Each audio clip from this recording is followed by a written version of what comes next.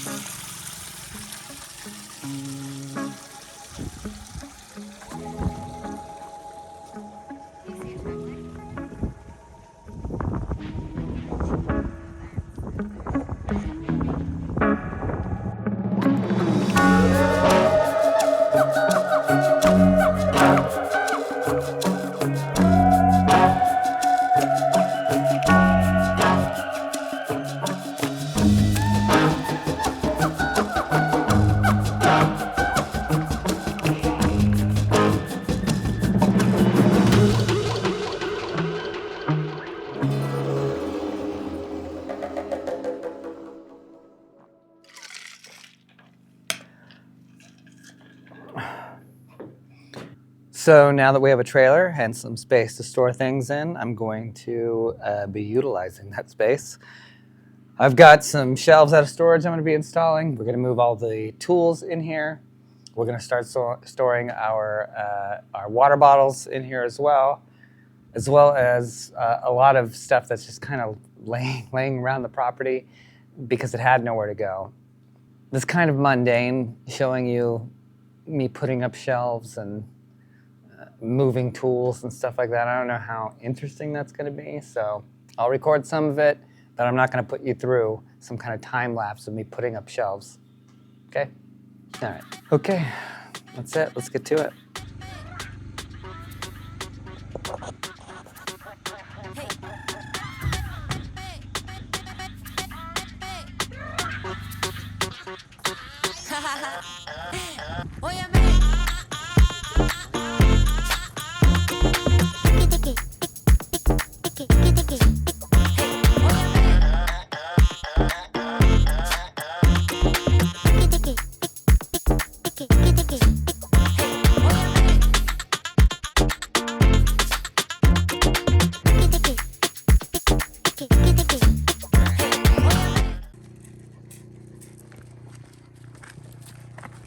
We harvested our first technically grown on-property vegetable this week, though I think the real first comes in 2 weeks when the donut peaches will be ripe. Anyway, we decided BLTs were in order and made lunch. The tomatoes were great. I'm glad they survived the wind and the sun as we figured out the best place to place them around the trailer.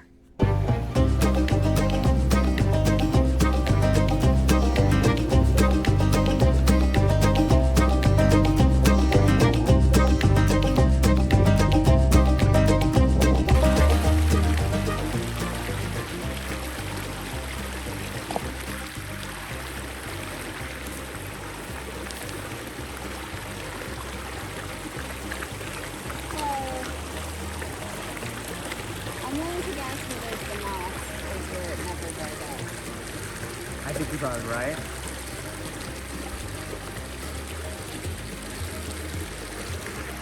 Good boy.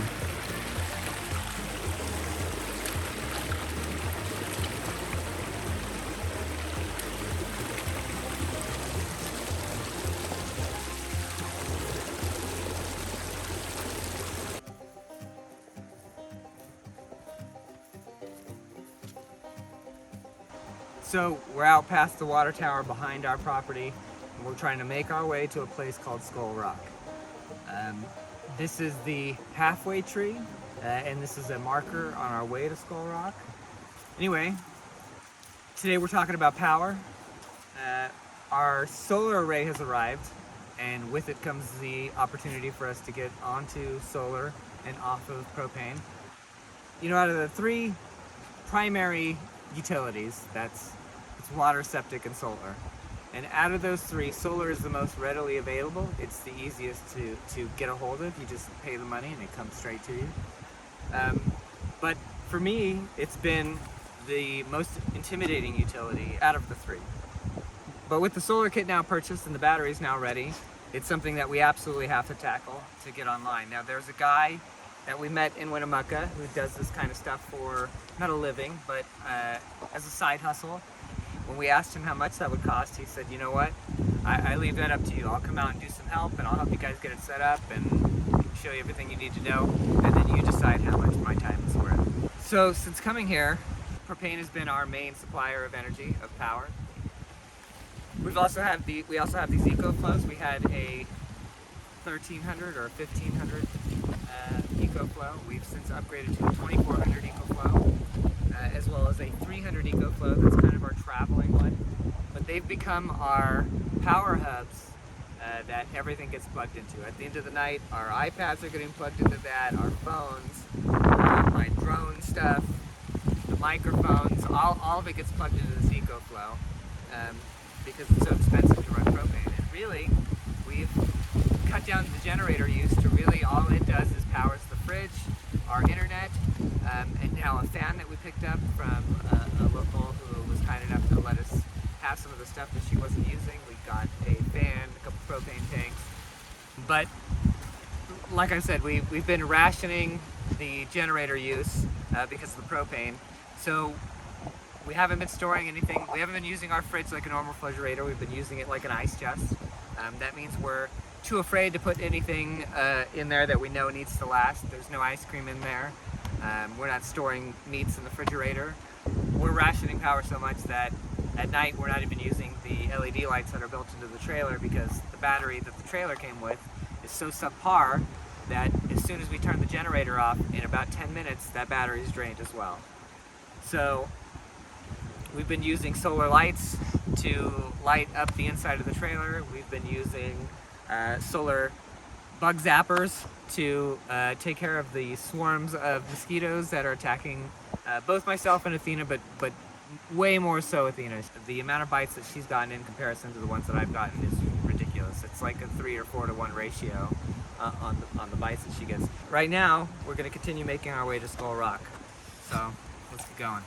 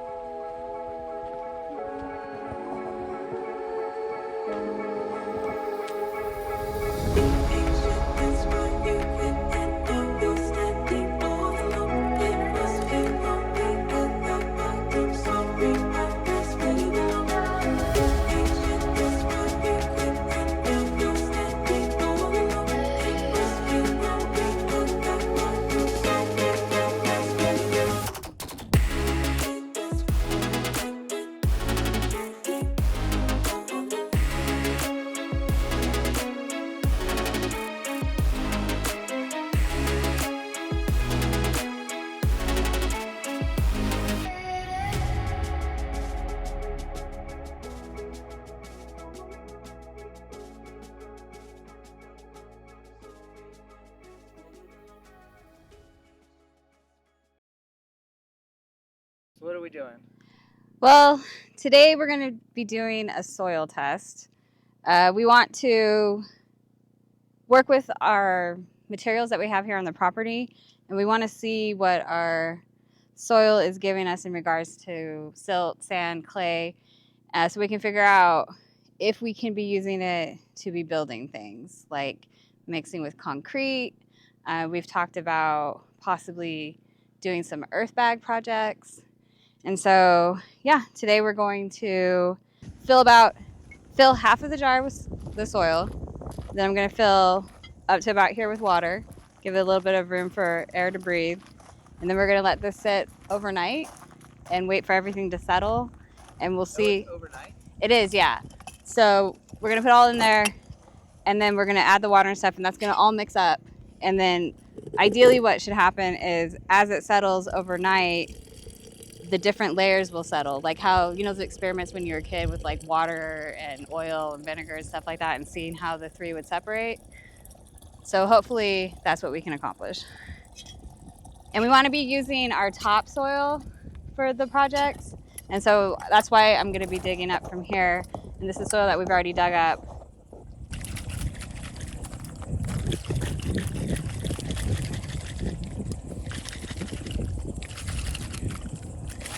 I'm going to have to add some more water now that we've mixed it up.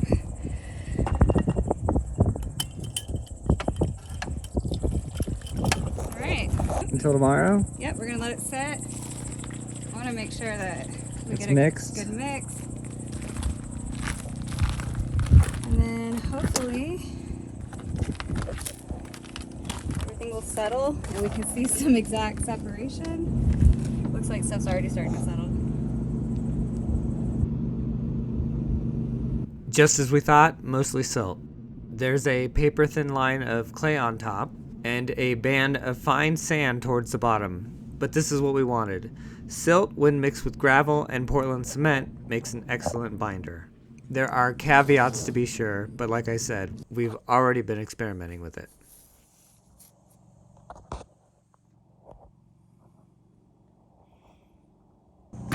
Okay, so this is going to be our first multi-week project. We've got our trailer installed here, and it's been great for storage, but now we want to incorporate it into the next project, which is getting the dog run up and going. We need to fence in an area for the dogs. So we're going to be fencing off an area behind the trailer here, and then in front of the trailer we're going to be turning this into kind of an outdoor seating area, just kind of a lounge area near the house, near the the home trailer, close enough to where we can start to have our family meals out here, and start to have friends over and hang out outside in the evenings. This will be a nice little hangout area. It's going to house our solar setup inside, so we can power some area. Clouds in the blue. Morning starts anew. Sunrise in my eyes. Gentle morning sky. Daydreams softly gleam. Flowing like a stream. Colors warm and bright. In the morning vision light. White clouds in the sky. As the moments fly. Whispers in the breeze. Ringing gentle, subtle breeze.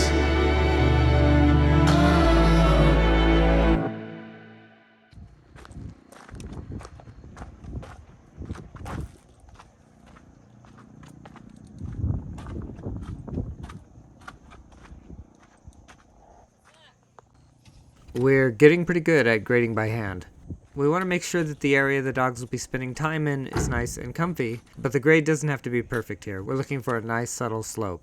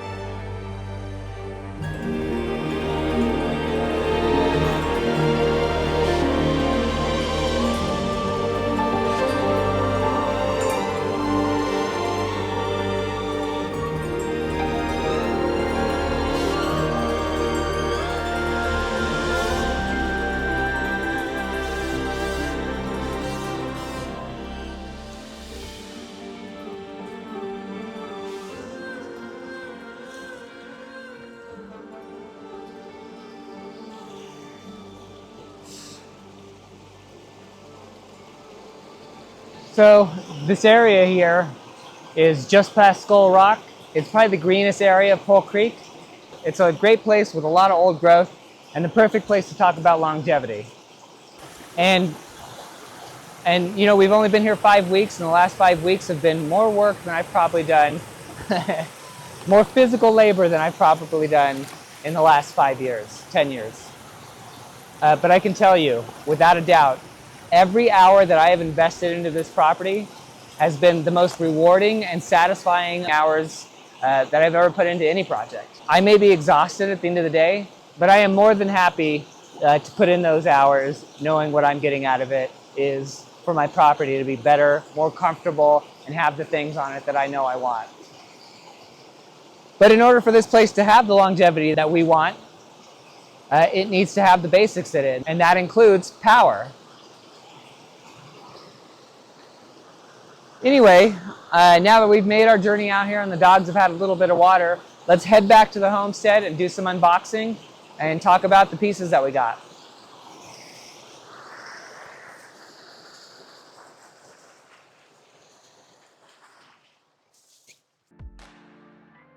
The unboxing was a disaster. The mics were weird, I only filmed one angle, and some surprise company set the dogs on edge. It was a perfect encapsulation of the week. Expect the worst, plan for the best, and come out somewhere in the middle. I was talking to a neighbor who asked how long we'd been here. When I said 6 weeks, he said we'd gotten a lot done in that time, and it surprised me. Sometimes small wins need time to stack up before you can see their impact. I was frustrated that despite my efforts, there was no big wins this week. But in taking a step back, I see now what I've accomplished. Exactly what I needed to.